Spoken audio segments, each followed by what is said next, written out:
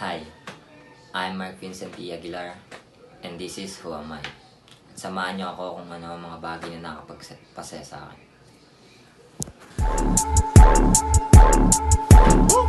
Make this here with all the ice on in the booth. At the gate outside, when they pull up, they give me loose. Yeah, jump out, boys. That's Nike boys hopping our coast. This shit way too big. When we pull up, give me the loot.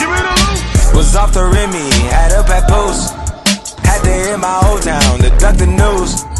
2-4-hour lockdown, we made no moves. Now it's 4 a.m. and I'm back up popping with the crew. I just landed in. As you can see guys, nakita niyo sa clip na ako yun nagbabasketball. And that's what makes me happy. And palagi kitong ginagawa with my friends. Even though na nakakapagod, masaya kami. Bay, ang lamig, bay. Ang lamig! Lamig.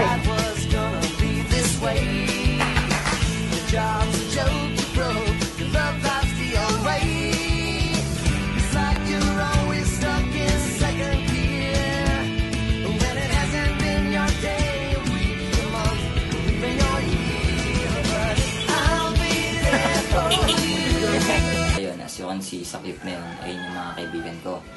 And sila yung mga isa sa nakakapagpasaya sa akin at bumubuo sa akin. Dahil madalas kaming lumalabas, nagbabanding. Tulad kanina, naglalaro ng basketball, kumakain, pares, ayun yung mga isa sa paborito namin pagkain. And pumupunta sa church.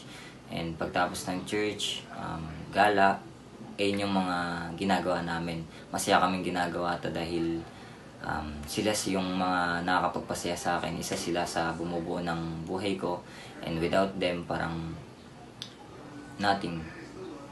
So here, ito, nagbabike kami ng kaibigan ko.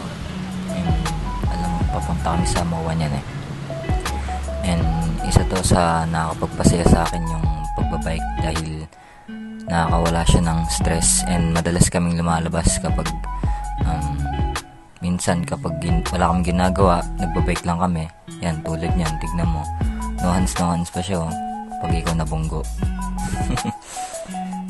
So yan, na-traffic kami. And tignan niyo yung sunset. Ang ganda. Yan. So ayun. Ayan yung bike ko. Ang pangalan niya is Giro. And nakarating na kami sa Mawa niyan. Yun lang guys. Thank you.